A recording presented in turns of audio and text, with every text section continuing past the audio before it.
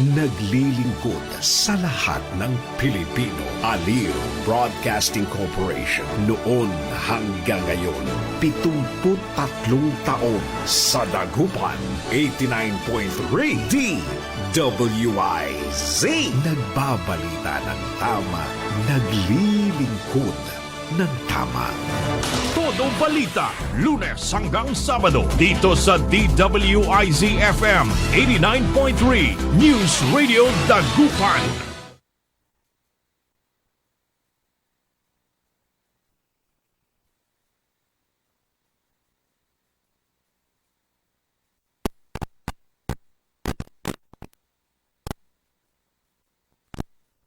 Good morning mga kaibigan. Naimbag na bigat kanyayo amin na po.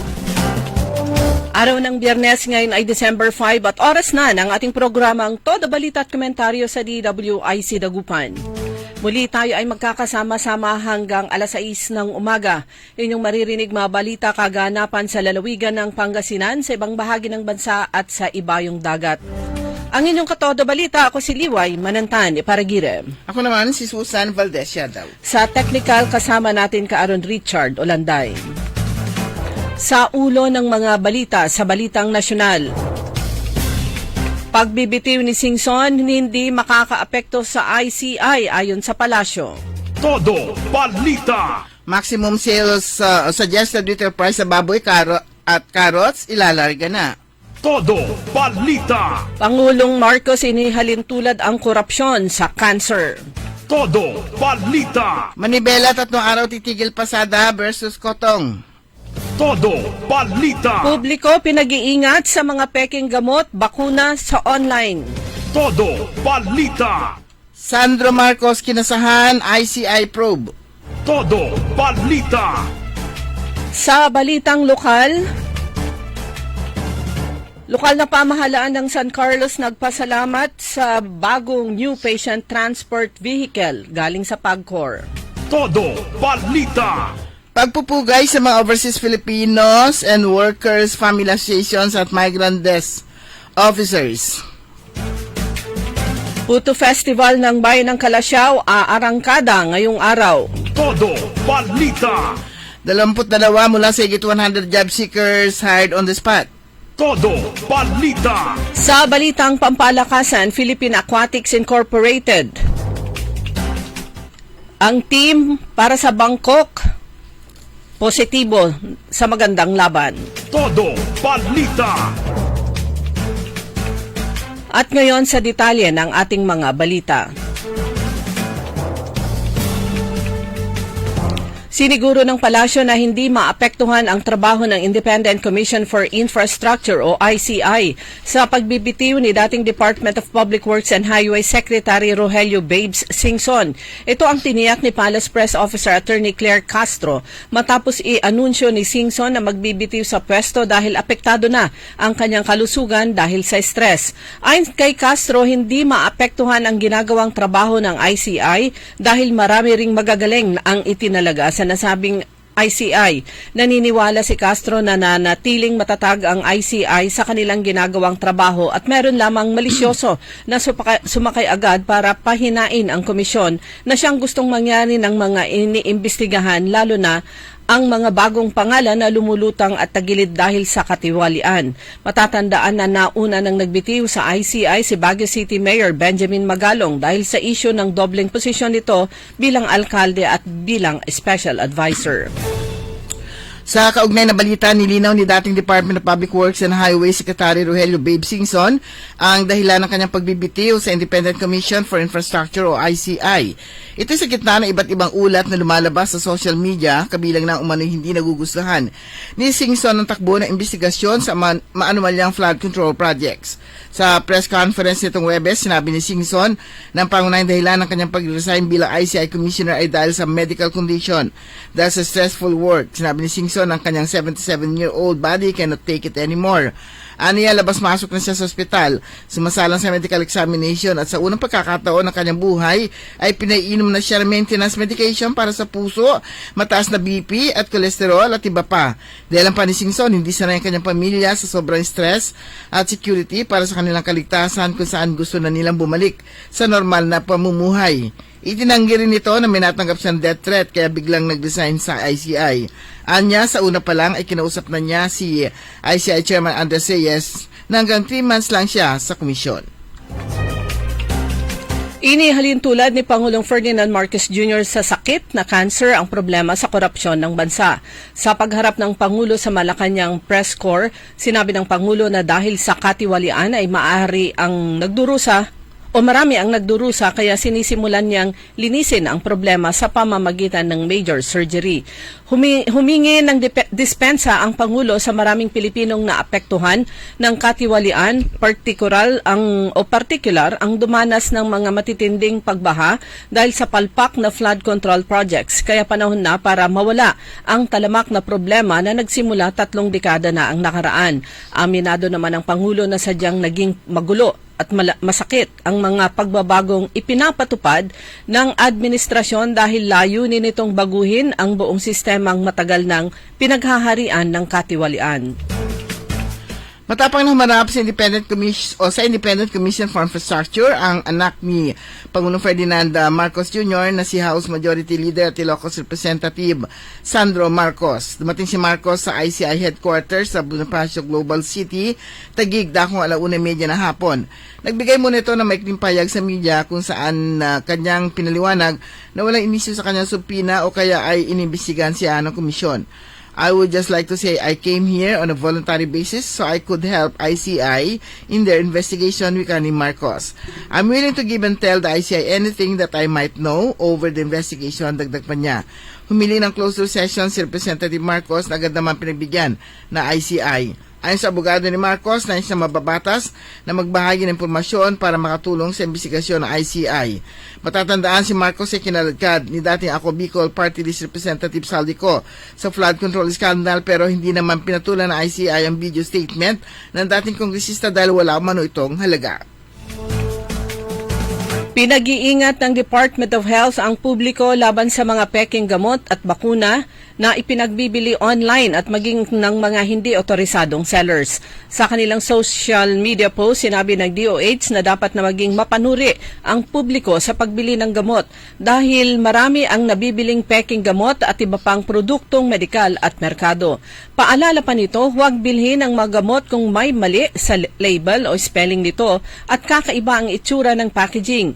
Red flag din anila kung kulang ang FDA batch o /lot number, manufacturing at expiration date at kung kakaiba ang itsura ng gamot tulad ng hugis, amoy o kaya lasa. Hindi rin dapat tangkilikin ang mga gamot kung walang lisensya ang seller o ang pasilidad para magbenta nito. Babala pa ng DOH, ang mga ganitong peking gamot ay walang bisa at maaari pang makasama sa sino mang gagamit nito. Tuloy na ang pagpapatupad ng Maximum Suggested Retail Price o MSRP sa karning baboy at carrots ngayong Biyernes, December 5, ayon sa Department of Agriculture. Ayon kay DA spokesperson Asek Arnel de Mesa, ang MSRP sa kasim at pige ay 330 kada kilo, habang nasa 370 naman ang nasa liempo. Sa carrots naman, sumilit ang presyo nito nitong nagdaang araw, tinakda ang MSRP sa 120 kada kilo. Sinabi ni De Mesa na kailangan magpatupad ng MSRP para matiyak na hindi maabuso ang presyo, lalo na ngayong papalapit na ang Kapaskuhan. Kasabay nito nanawagan si De Mesa sa publiko na bumili lamang sa mga tindero na sumusunod sa MSRP. Sakali umano may makitang tindahan hindi sumusunod sa MSRP, maring pagbigay alam sa market administrator o sa kanilang tanggapan.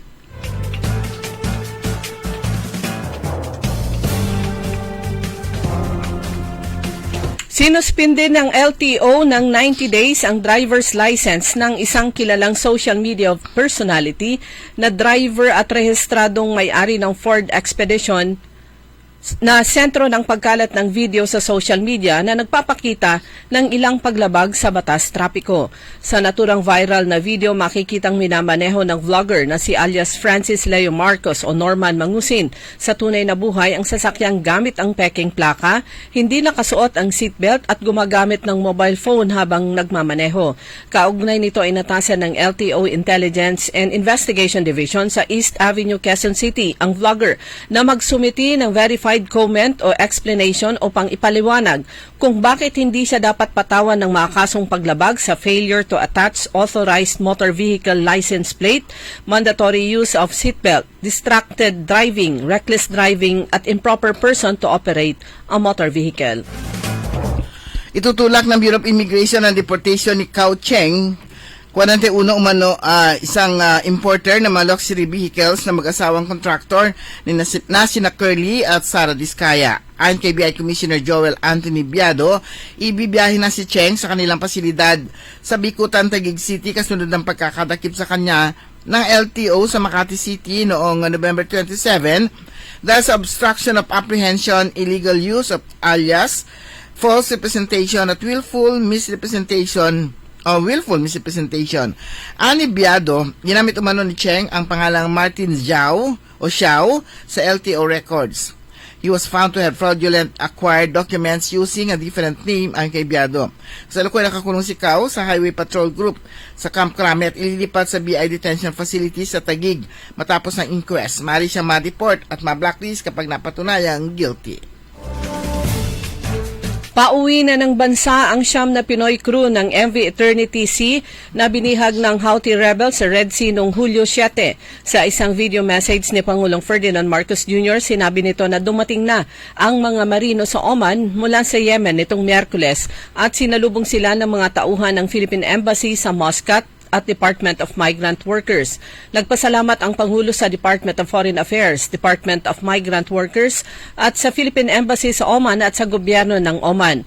Inaayos na lang anya ang mga dokumento ng Siyam na tripulanting Pinoy para bago magpasko ay makauwi na ang mga ito sa Pilipinas.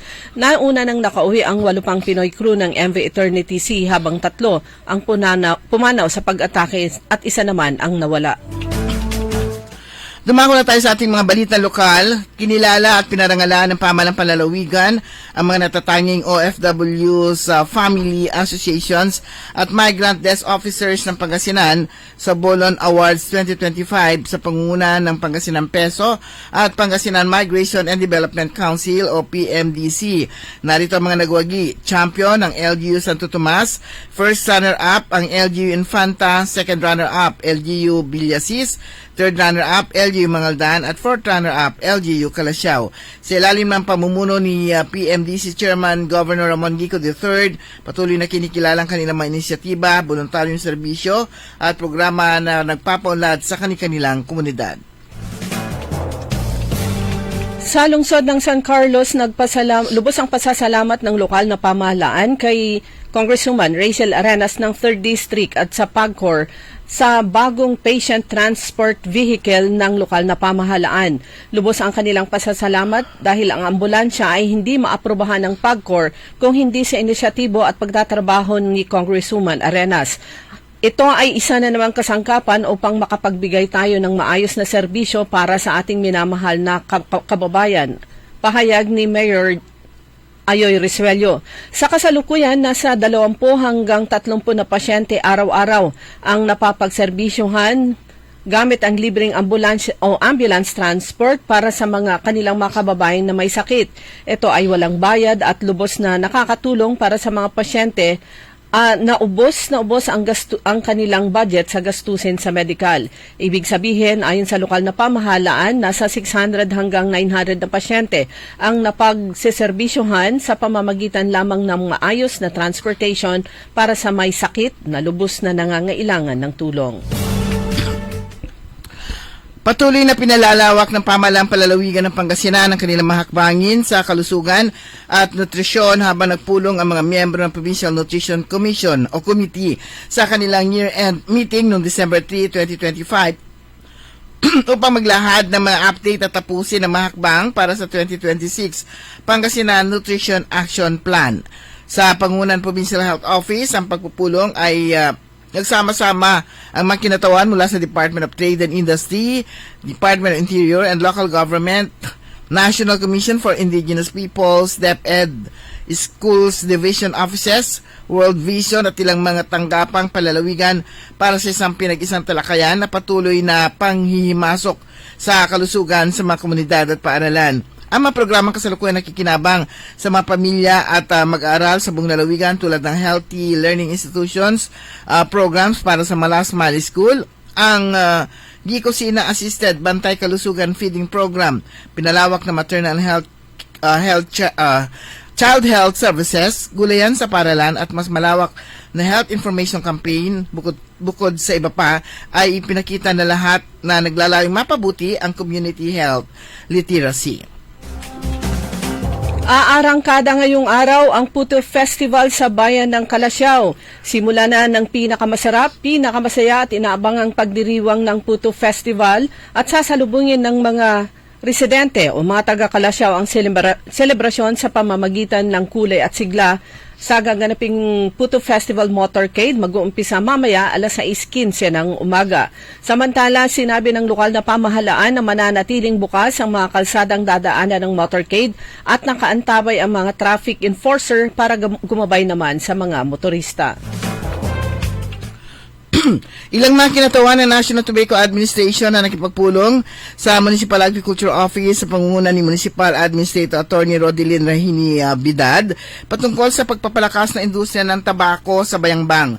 Ang mga kinatawan ng NTA bumisita noong December 3 para makipagpulong tungkol sa pagpapalakas ng sektor ng agrikultura, partikular na ang industriya ng tabako. Sa isang dialogo sa pagitan ng NTA at MAO, ibinahagi ng mga kinatawan ang mga benepisyo sa pagtatanim ng tabako, hindi lamang sa antas na munisipyo kundi pati na rin sa mismong mga magsasaka. Binahagi rin nila ang suporta maaring ipagkaloob ng NTA gaya ng seedlings, pagsasanay at suportang pang-technical sa pagtatanim ng tabako.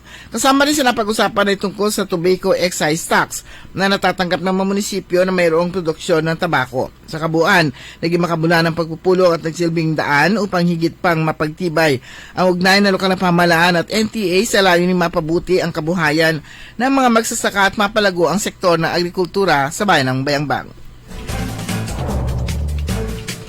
Sa bayan naman ng Rosales sa pang-anim na distrito ng Pangasinan, walang pasok ngayong araw sa mga public and private schools, lahat ng antas.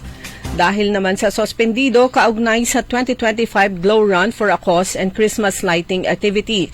Naglabas ng Executive Order No. 134 si Mayor William Cesar, ang Chief Executive ng Rosales.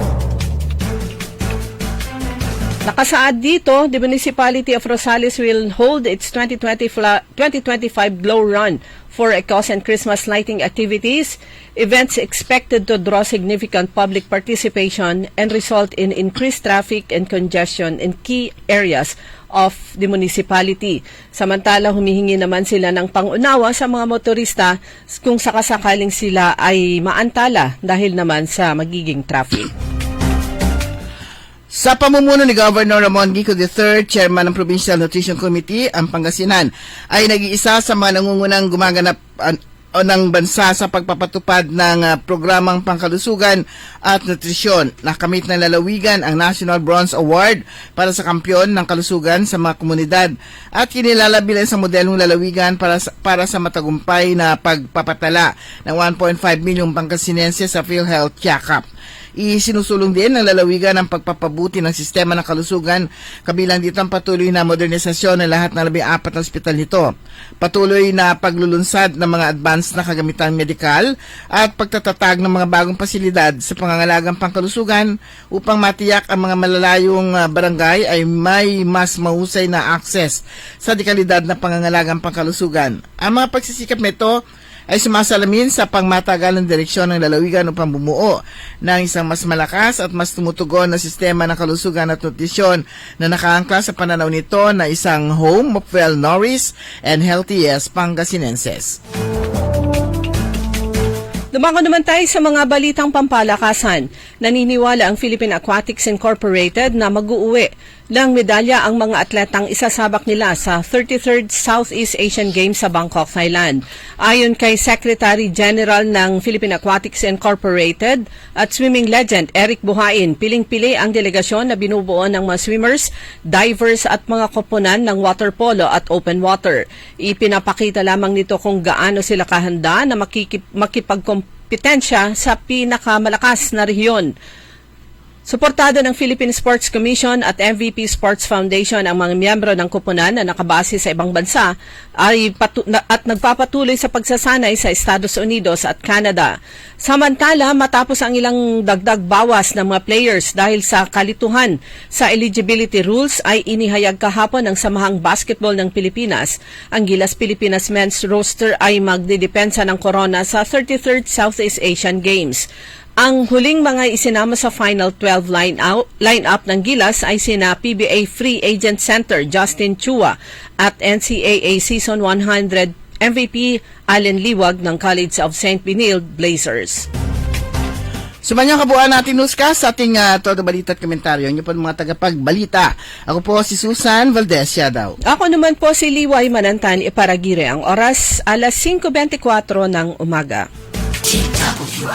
Ang balitang ito ay inihatid sa inyo ng Bingo Plus. Download Bingo Plus app now on Google Play and Apple App Store. Visit bingoplus.com to learn more. With Bingo Plus, bingo sa saya, plus sa panalo. Gaming is for 21 years old and above only. Game responsibly, keep it fun. Magandang araw po sa ating lahat, sa ating mga bisita.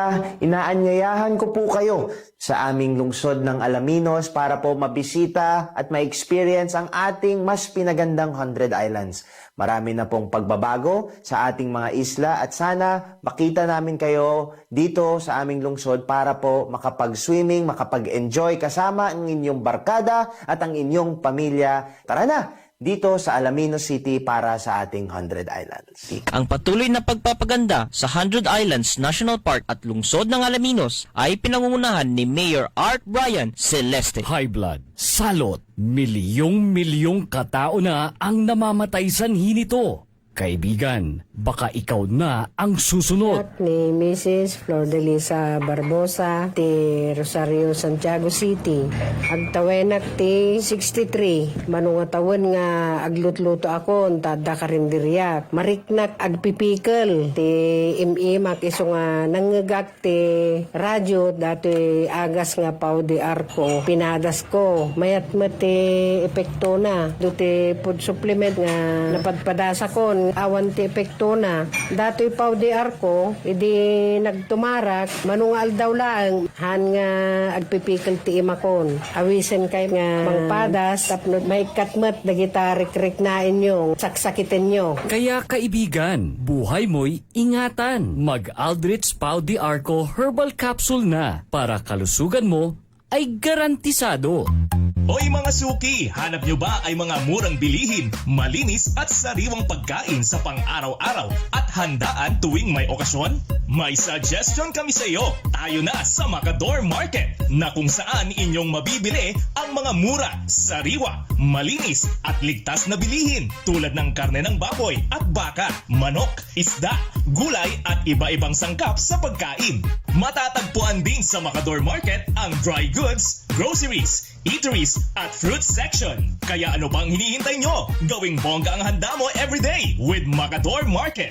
Macador Market is open from 4 a.m. to 8 p.m. Visit us at Macador Market, Galvan Street at Zamora Street sa downtown Dagupan City. DWIZ Liway Manantan at Susan Yadaw sa Todo Balita. Oras na po natin mga kaibigan, alas 5:27 na po ng umaga sa pangalawang bahagi ng Todo Balita. Kasama niyo pa rin, Liway Manantani Paragiren. At Susan Valdez Yadaw, 20 days to go before Christmas. Merry Christmas. Ayan, handa na ba inyong 500 para pambili ng Noche Buena? Mahal pa rin ngayon mahal pa rin lahat. Kahapon, pumasal ako din sa palengke para mamalengke actually. Ang talong, 200 pesos. Pero maganda na siya. Yun yung class A. Oo, class B. At least maganda naman. Maganda na rin. Kaya nga nung magkano 200. Wow, mapapawaw ka niya. Ang Ang palaya, 150. Ang sibuyas, 240. Mura pa yun. Oo. Pero pag sa iba, mas mahal pa rin. Parang 80, maabot ng 320. Oo. Kaya lang nakakalungkot kasi bumalik tayo sa 100 eh. 120, ganun eh. Balik na ba yan? Ang carrots, ayan, depende. Pwede naman kayo bumili ng mura. Yung basag-basag nga lang. Oo. Tsaga ka Ayun, lang ayun lang naman, nabasag lang yun. Malinis pa naman yun. Tsaga lang ng pag-slice. Ang galunggong, ito ang masakit, 350. Okay. Yung suki ko, sige na, buwan naman, bigay ko na ng 340. Malalaki naman siya. Hindi naman, lang. Good for, pangat. Maliliit, oo, yung galunggong, hindi siya malalaki. Hindi, talagang parang atawa ko. Para dumakabuyan naman siya. Hindi nga. Hintayin ko na lang magmura yung galunggong na yan. Pareho din yan, isda din yan. Bili na ako ibang klaseng isda. Samantalang nung panahon, alala ko lang panahon ni the late President Cory Aquino, binansagan nilang the poor man's fish, ang galunggong. Isa na yung sinasabi niya, ang galunggong, sabi niya, ganito ng presyo. Ang bigas, ganito ng presyo. Pero na siya yung naupo, hindi rin naman bumaba ang presyo ng galunggong. So, ang presyo ng galunggong. Pero kung isipin mo rin naman, sa maisda, ang iba talaga lasa galunggong. Meron siyang unique na lasa. Oo, masarap. Oo, ang tilapia, meron din siyang unique na lasa. Lalo na yung native. Yung basaso, yan, meron silang mga yung kakaiba lasa, pero halos mga isda naman, halos pare-pareho din lang naman na lasa, isda din lang. Isda din lang. Sabi ko, hindi, magmanok na lang ako. Tutubo na yung pakpak ko sa kakamanok. Pwede naman, iba't ibang klase ng manok. Pero, kunin mo yung atay balon-balunan, o di para iba-ibang lasa, manok pa rin yan. O kumuha ka ng yung katawan, yung wings, mga o kaya naman yung paa. O di ba? Adidas, yun, masarap na yung palambutin mo. Meron pa siyang collagen. O di ba? Beneficial pa yun. Oo, tapos yung leg, yun, yung beneficial kasi yun, taba. Cholesterol yun.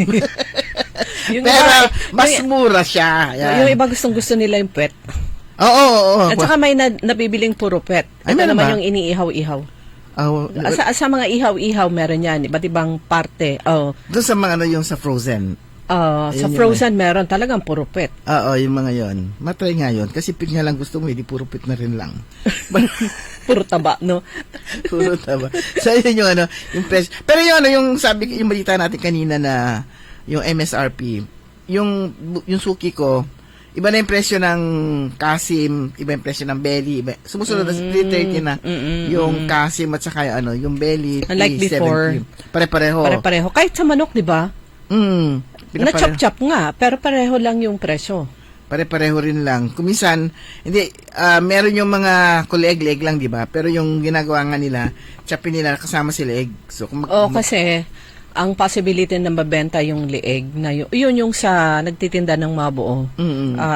Papaiwan nila yung leeg.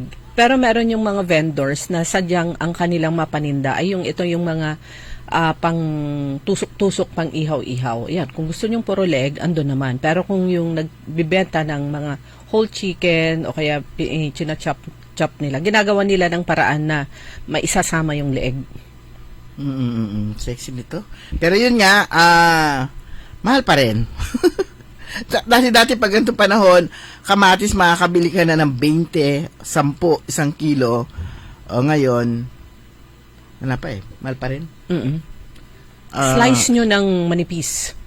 Tapos sabihan nyo yung kasama nyo, kunya kakain kayo sa bahay. Mahal yan. Mahal yan. Pag kukuha ka, huwag yung isang kutsara, konti-konti lang para makatikim tayo lahat. Ganun Mahal yan, huwag mo sabay-sabay luto lahat. Kaya lang kung minsan, parang nung isang araw naman ang binili ko ay pingaw. Mahal din yun. Halos pareho pero masarap ang pingaw. True, mas mahal sa kesa. Mas masarap naman yun ng malayo kesa malaga. True. Yung malaga nga lang, ang category niya high value fish at saka malaman, pero mas masarap si pingaw. Na hindi high value rin si pingaw High value rin siya, pero mas kasi mas premium siya talaga. Yung malaga. So bumili ako kalahati. Okay na, at least makatikim ng Ang presyo niya ay nasa halos 300 ang kilo. Ang hipon, na-discover ko, kasi mahal talaga ang hipon eh. Pero kung bibili mo siya, ano ba, kalahati. Tapos, kasi hindi mo naman, yung kalahati, hindi mo maubos na Marami na yun. Oo, kaya, mas Kahit yung malalaki. mas makakamura ka rin kapag ano mo. Kasi 3 piraso nun, mauulam na yun eh. Yung lalo na malaki. Kaya sabi ko nung matagal, parang mahal-mahal ang hipon. Pero nung ma-discover ko, hindi rin. Mas mura pa rin siya actually sa karne. At saka Kung yung tutuusin. yung sa isip natin, mahal na ng isda. Hindi siya bibili. Pero takam na takam siya. Gusto niyang... Tapos, mahal ang karne. Pero pagkakain naman sila sa turo-turo, karinderya, lalo na sa restaurant na napakamahal, kayang-kaya naman nila. Oh, pero O di bumili ka na lang ng yung kinikilo, tapos pagdating sa bahay, portion mo na. Portion mo, tapos lagay sa ref. Pero, iwag mo ng Sabi nga, huwag mong sisiblutan sa sarili. Kaya ako pag namamalengke ako, 3 kilo. Ay, mo na yun gawin mo yan na, alam na nila kabisado na pigaran, Ken, madam, ilang supot daw. Alam na nila yung gagawin nila. Sila na mismo yung maghati-hati. Para pagdating sa bahay, pisok ka lang pisok. Hindi mo na siya hiwa-hiwalay. Ready na, nakahanda na. Ayan, mga usapang nanay po ito, mga kaibigan. Yung mga yung lalong-lalo na ngayong Pasko na, yung ibang bibilihin na aabot sa Pasko na hindi na kayo kailangan makipagsiksikan, lalong-lalo na yung sibuyas. Baka mas lalo pa yung magmahal. Bumili na kayo. Hinihintay nyo ang December, akala nyo magmumura. Bawang. Pero, yan yung hindi naman masisira agad. True. Sibuyas. Start nyo nang mamili. Ayan. Para yung tipong yun lang, bibilihin nyo, punta pa kayo ng palengke, lalo na sa umaga. Wag na, bumili na kayo ng maaga. Wag na kayong makipagsiksikan, lalo na sumisikip yung palengke. Oo. Sumisikip yung bandang likuran ng Malimgas. Nakita nyo yon? Yung super extension na sila. May mga bagong extension eh. Wala nang kalsada. Oo. Tapos gusto nila maraming customer. Yung customer wala naman na siyang halos dadaan. Yes, o kung wala. meron man, kasalubong niya yung yung salubungan na ganyan, parang tricycle. Parang bus lang na punong-puno ng pasahero na siksikan. Samantalang pwede naman nilang luwangan yung daanan ng mga customer. Pero trabaho na yan, trabaho ng Market division. Market division yan, ayusin nila para hindi masyadong siksika, lalo na po pag ganitong panahon na talagang super traffic, at dagdag pa siyempre yung baratilyo at lahat na ng factor dyan na magkukos po ng traffic. Well, anyway, ayun, pagkasya nyo yung 500 daw sa pagkasya nyo yung 500 sa anong tawag nito? Sa pang Noche Buena. Nakakasya naman pwede yan. Naman yung, oo, nasa inyo na kung paano gagawin. Tsaka depende yun sa yung 500 kasi depende sa size ng pamilya at depende rin sa estado ng pamilya. So kung wala naman, papagkakasya mo yun. Kasya naman yun. Oo, pero may sukli pa. Pero kung... At saka depende sa ihahanda nyo. Kaya nga, depende rin sa estado. Kasi siyempre, pag estado, gusto nila ganitong klase. At saka siyempre, yung ham, ay yung ham na nakaumbok. At saka kitang-kita mo, glowing. Ayaw mo ng At pag in-slice mo, juicy. Ayaw mo ng pear size, siyempre gusto mo yung tunay na ham. Yun. Ay talagang hindi kakasya yung Wala namang mabibiling kalahati nun. Yung 500 pa lang, hindi na makabili ng ham. Pero yun nga, kapag marunong kang mag-budget, tayo mga Pinoy ko, yung meron, pagkakasya natin. Pero noon, meron yung parang kasya yung 20. Positibo noon hanggang saan aabot ang yung 20 pesos. Kasi noon, bibinting lang. Ngayon, kulang ang 500. Pero yun, expected po yan, tataas pa ang presyo na mabilihin dahil nga sa maraming factor, kasama na dyan, syempre, yung mga tanim na nasalanta ng sunod-sunod na bagyo. Kulang talagang 500 pag nag-tricycle ka pa. Doon sa 500 nyo, itabi nyo ang 150 para sa pambayad ng tricycle. Maghapon lang yun. Baka hindi pa abot yung maghapon. Hindi ka papunta ng palengke. Punta ka ng palengke at saka pa uwi. Yun. It hurts. Pero, kastalat na tibiyag, kung nadagaro, dadakubo at datikyad. Kaya lang kung minsan... Ada? Adakubo. Kuba. Ay, kubo. Ay, Ah, Ada kubo, ada tikyad. Kyad yung nakatiyar-yar. Oo. Ayan. Nalala ko yan nung bata ako Meron matanda. Mm-hmm. Meron siyang baston. Mm. Totoo to kung minsan nakapag naglalakad siya, kubo. Kubo. Yung talaga, nakayuko Baluktot. talaga, nakabaluktot talaga, ganon. Pero kung minsan naman nakaganon siya, yung baligtad, Akitiyar-yar. ganon naman siya naglalakad. Siyempre, pagod na siya. Paano kayo nagagawa yun? Talent yun. Hanggang ngayon, Ibig sabihin, ganun siya ka-flexible. hanggang ngayon matanda na ako, iniisip, kasi nung una, Baka hindi siya maka-straight kasi. parang wala sa akin, pero na-realize ko nung ito na, sabi ko yung matanda nun sa amin nung ganun siya maglakad. Tapos sumisa nakaganon. Ano na imagine mo yun? Inakatira nakaganon siya naglalakad. Kubo garot kan kyad. Pwede yun. Yung kanyang buto, Elastic. yeah. Pero hindi siya maka-straight. Hindi siya maka-straight. Okay. Ito, advisory muna mula sa Central Pangasinan Electric Cooperative. Pero may nakita akong mas maaga na schedule. Wait lang ha, kasi nakita kong una December 13. Pero meron pang isang schedule, Saturday, December 6, bukas mula alas 8 ng umaga hanggang alas 5 ng hapon, power interruption affected buong bayan ng Sual. Bukas po yan, alas 8 ng umaga hanggang alas 5 ng hapon. Ayon sa Senpelco, ang dahilan ng nasabing power interruption, ang purpose, replacement of leak, broken insulators, replacement of rotten pole, intermediate pole, right-of-way clearing sa iba't ibang lugar yan sa bayan ng Sual. Maghapon, alas 8 ng umaga hanggang alas 5 ng hapon. Yung sunod na schedule naman ng mga power interruption sa next Saturday, December 13.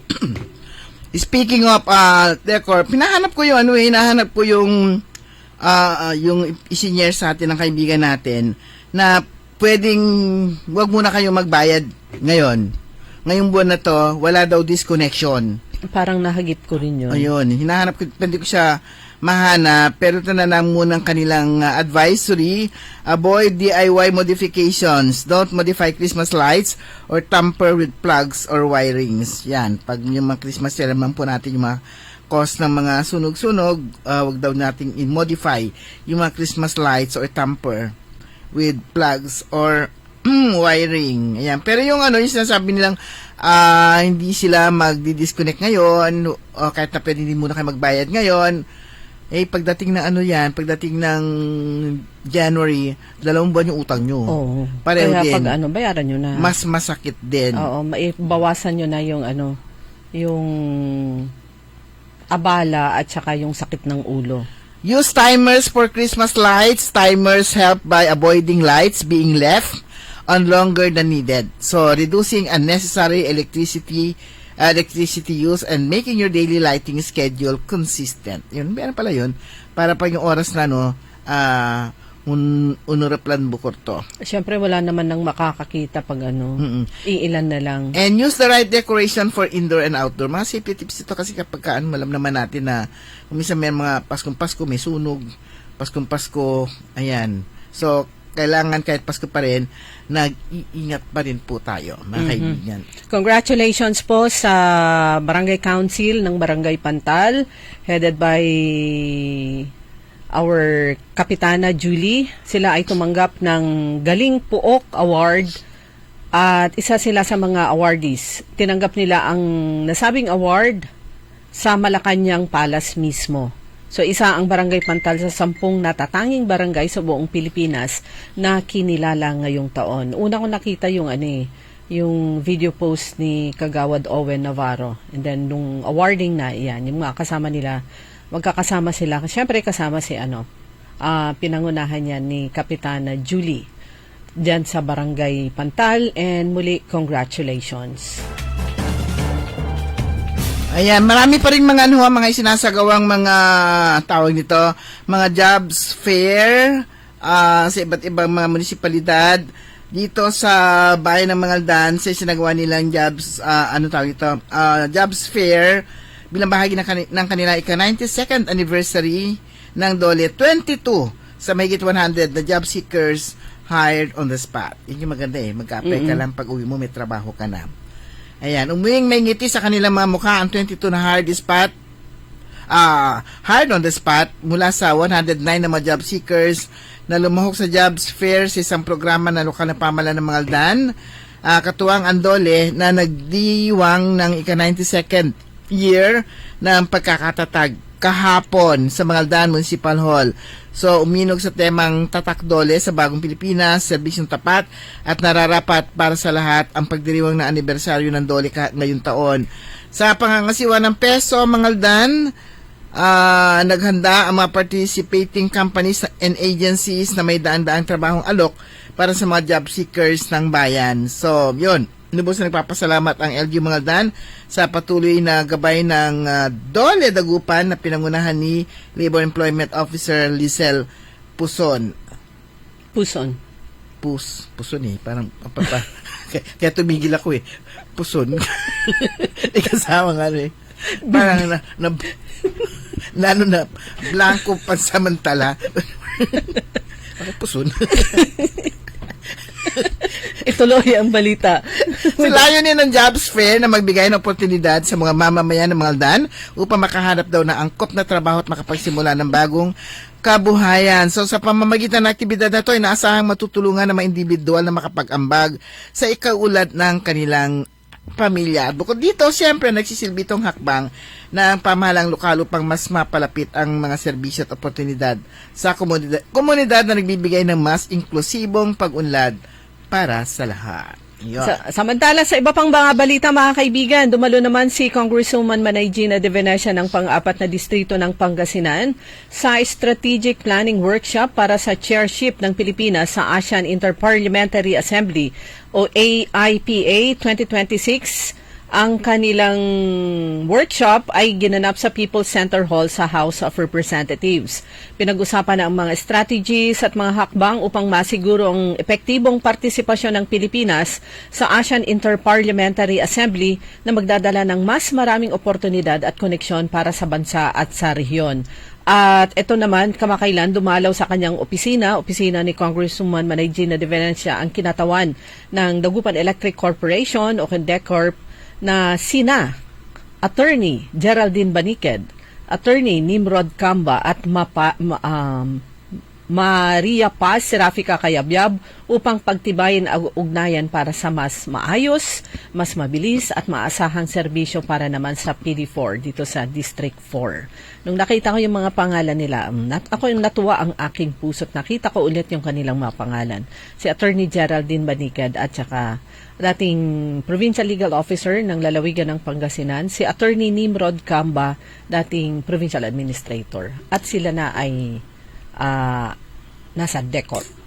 Wow! Okay, mga kaibigan, alas 5:46, babalik po tayo pagkatapos po lamang ng ilang paalala.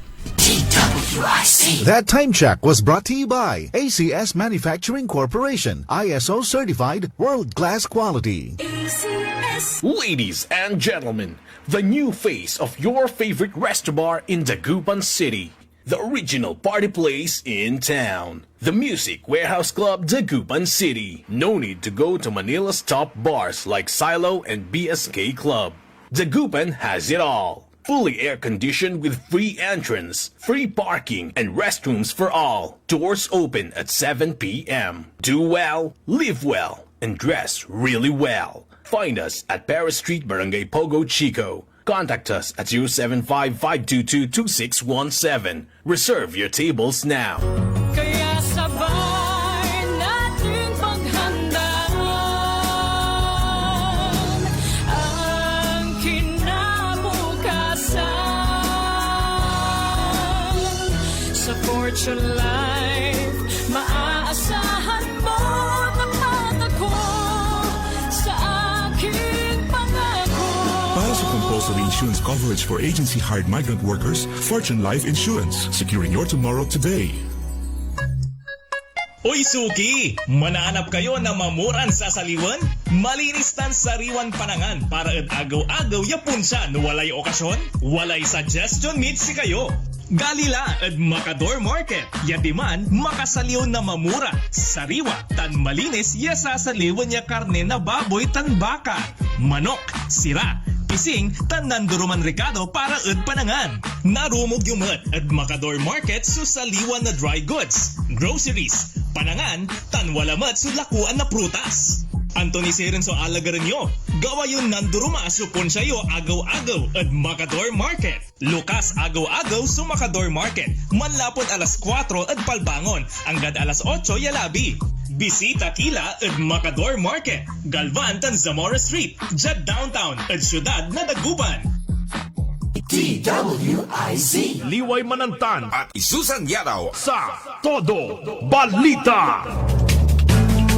12 minuto na lang mga kaibigan bago mag alas 6 ng umaga. Nasa pangalawang araw na ngayon ng Info Summit, God Awareness and Sensitivity Seminar cum Info Summit 2025 dyan sa lungsod ng San Carlos. Ito ay inorganisa ng opisina ni Sir Jules Risuelio. Ang kanilang theme ay Innovating Information for Public Service, Advancing Skills in Photography, Social Media Coverage, Social Media Governance, and Digital Storytelling. So, ang inumpisa na rin po ng Information Office ng San Carlos City at ng City Government yung pag-tap nila ng mga empleyado sa bawat departamento na magkaroon sila ng Information Focal Person. Malaking tulong po yan lalo na sa Information Office dahil ang Information Office naman at one time di niya mako-cover lahat ng mga departamento. Kagaya ng ginawa ng lokal na pamahalaan ng Alaminos na ang bawat departamento, di ba, merong mga trained na mga focal person. So, ngayong araw naman ay 2 araw yung activity at meron silang gala night mamayang gabi. So ngayong araw, meron silang cultural heritage, tourism sites and mega infrastructure, city tour. Kasama na dyan ang cultural heritage, tourism sites and mega infrastructure projects. San Carlos City Esplanade, ito yung ang tinawag po nilang Fernando Poe Jr. Ecotourism Park dyan sa Barangay Bukbuk. Pupunta rin ang grupo sa San Carlos Rice Processing System sa Barangay Bani, sa San Carlos City Disaster Risk Reduction Multipurpose Building sa Barangay Agdao, San Carlos City 15 MLD Surface Water Treatment Plant na nasa Barangay Gulo, sa Minor Basilica of Saint Dominic de Guzman sa Malong Street at San Carlos City Plaza. Sa Malong Street magkakatabi na to at San Carlos City Hall, Palaris. So, morning activity ng nasa 100 na mga participants at meron din silang mga participants na non-government organizations dahil nag-imbita pala sila online. May mga nagparehistro online at kasama rin ang mga officers ng lingkor na Kalangwaran. Meron din silang young officials sa San Carlos City. Okay, ngayong araw naman, ang pagpili ng yung pagpili ng most colorful, creative, and eco-friendly celebration sa Bulinaw. So, the Bulinaw Best Creative Recyclable Christmas Tree Inter-Barangay Competition. So, ang kanilang tema, Paskong Ekologikal. Sa Paskong Bulinaw, kalikasan at komunidad ang bituin ng bayan. So, pipili sila ng kailangan ni heart, 1 vote, like, 1 vote, share, 1 vote. So, close ang voting ngayong December 5, 2025. Araw. Alas 4 ng hapon. Yan. So, pero kailangan pasok muna kayo sa Bulinaw Solid Waste Management. Yung kanilang mga Christmas tree pa made of syempre mga recyclable materials. Nami-maintain nila ito Search for the best inter-barangay Christmas tree People's Choice Award naman ito. Yun. Kailangan mong bumoto. So, ilan yung kanilang entries. Si Barangay Salud, Barangay Sampaloc, Barangay Katuday, Barangay Kabuyaw, Barangay Samangsur, Barangay Lambas, 7. Ay, hindi, 27. Lahat ng barangay. Oh, ilang may barangay doon? 27. So, 27 lahat. Yan. Yung nakita ko kanina. 28, 29, 30. Ayan, 30. Lahat ng barangay, yan kasaling. Galing lang talaga nila mag-isip, oh. Puro bote to, plastic bottles. Yung nakikita natin dito. Sa kanya-kanyang creativeness ito. Pagandahan. So, ang pagbotol nyo, yung mga People's Choice Award na ng mga Christmas tree naman. Ayan. Sa Bulinaw pa rin, ito nakapost din sa kanilang Bulinaw Tourism and Information Office. Sabihin nyo sa mga kakilala o kaya mga kamag-anak o kaibigan na nasa ibang lugar, paalala ng Bulinaw Tourism Office, stop booking through agent and beware of unregistered tourism entities. Yung iba kasi, di ba, nakasanayan na nila o gusto nilang pumunta sa isang lugar, hanap online. So sabi po dito, don't risk your dream getaway, avoid scammers. Stop booking through unauthorized agents and beware of unregistered tourism entities. Tumawag na lang daw po kayo, mag-inquire sa Bulinaw Tourism Office. Buksan nyo po yung kanilang Facebook page, Bulinaw Tourism and Information Office. Andun po yung yung cellphone number at saka yung kanilang email address. Kung sakasakaling gusto nyong mag-inquire patungkol nga sa mga accommodation, etc., etc. Kaninang umaga may napasadahan lang ako. Na-curious ako eh. Ang pangalan kasi ng account niya, yung pangalan lang niya. At siya pala yung mayor ng isang bayan, dyan sa Metro Manila. At yung mga day-to-day activities niya, meron yung isa sabi niya, pag may kinakasal daw siya, pinagsasalita niya yung husband and wife. Pagkatapos ng sabi niya kakaiba yung sinabi nila, ito ipinost niya, nanginginig pa. Akala ko nininervyos, sabi niya yung lalaki. Kwento niya na nag-order sila online ng mga pagkain. Yun sana ang pagsasaluhan nila pagkatapos nung kasal. Ang sabi niya, nung nabayaran na namin, na-send na yung bayad through GCash, blinak na sila. Na-scam pa sila. Na-scam pa sila. So, yan, beware of scammers. Beware dito sa mga, lalo na kung hindi nyo kilala, yung pag-order. Lalo na ngayon, ang daming nag-o-offer ng mga pagkain, di ba? Mga specialty namin. Pwede kayong magpa-reserve, pwede kayong mag-book. Ang ginagawa naman ng mga negosyanteng ganyan, lalo na yung mga legitimate talaga, una ang bayad. Bayad na, kasi kahit sila, nai-scam din sila. At meron yung mga nag-order ng pagkarami-rami, tapos walang advance, walang payment, niluto na nila. Tapos hindi na nila makontak. Sila na yun. Sila naman yung na-scam. So beware talaga sa mga scammers. Okay, ngayon ding araw yung mamayang gabi, ang Alaminos Music Festival. Ito yung andito sina Ellie Buendia, hindi pala si Razorheads na grupo. Siya lang. Si Ellie Buendia at tapos Orange and Lemons. Ayan, yung mga kabatch nila yung mga yan. Over October. Bago. Huayan, paano siya pronounce? Huayan. At saka Robledo Timido. Si Xiang Yu. At saka si Mateo. Sus, Kinoo. Sino si Mateo? Hindi ko sila lahat kilala. Yung dalawang banda, magkaano yan? Contemporaries. Pero bandang 3:00 ng hapon, meron na raw tumutugtog yung mga local bands naman. Wow, aga. Yeah, kaya kung ayaw nyong mapuyat, hindi kayo pwedeng bawal sa inyo umuwi ng late. Meron pala silang mas maaga. Pwede na sila. Para siyang matinee time. Talagang diba? Talagang music festival siya. Merong advisory ang Alaminos, mga paalala, bawal pumasok ang 9 years old pababa. Ang mga edad 10 to 70 naman, 10 to 70 na, papayagan lamang makapasok kung may kasamang magulang o nakatatanda. 70 matanda na yun ang nakakatanda.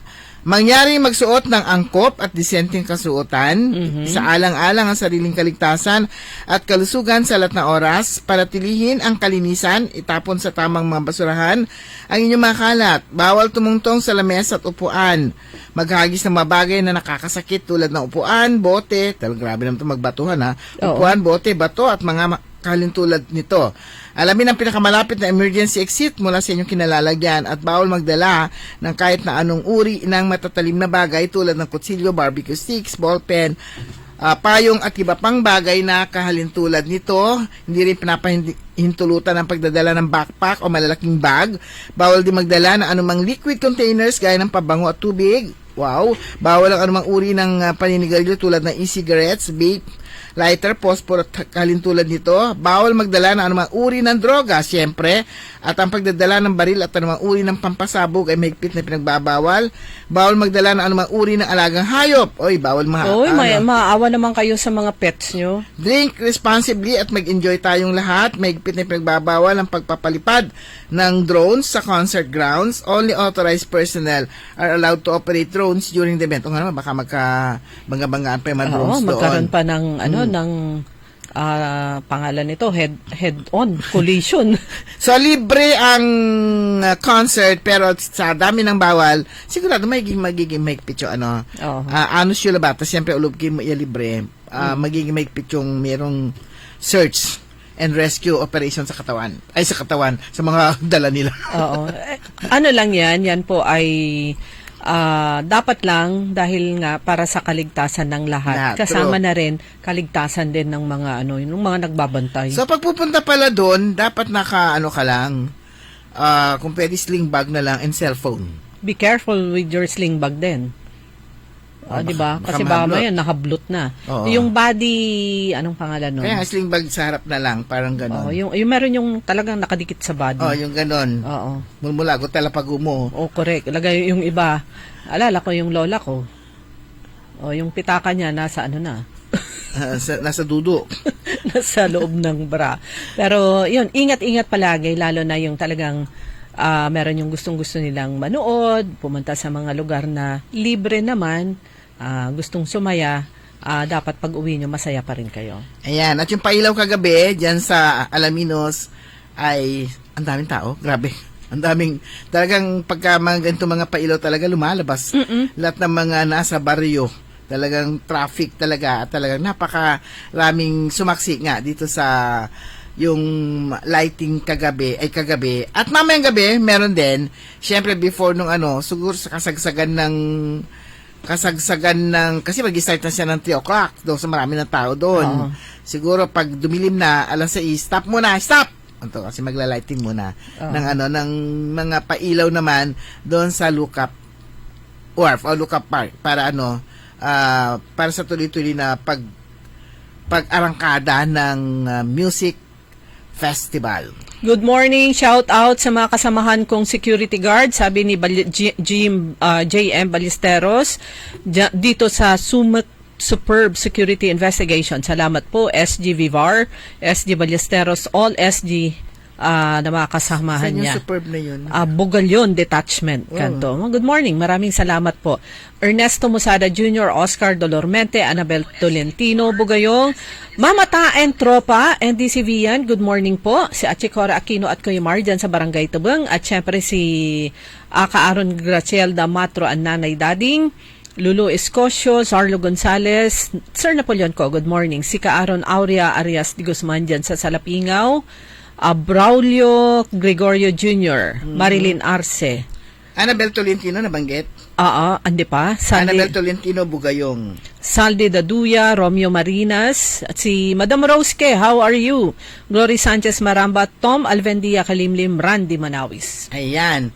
Pero si aking kaibigan, si Grace Matro, at saka si Nanay Dading. Okay. At kay see you later sa Christmas party naman ng Inner Wheel Club of Downtown Dagupan. Okay mga kaibigan, and thank you very much syempre sa napaka-generous na Attorney Melanie Lambino. Good morning po at maraming salamat. So wala na po tayong sapat na orasan, tabayanan po ninyo. Susunod agad, early in the morning, makasama po ninyo si Ka-Aaron Orly Navarro. 19 days to go na lang pala. Sa technical side, nakasama po natin si Ka-Aaron Richard Olanday, ako po si Liway Manantan, Paragiren. Ako naman si Susan Valdez Siada. Magandang po sa inyo lahat.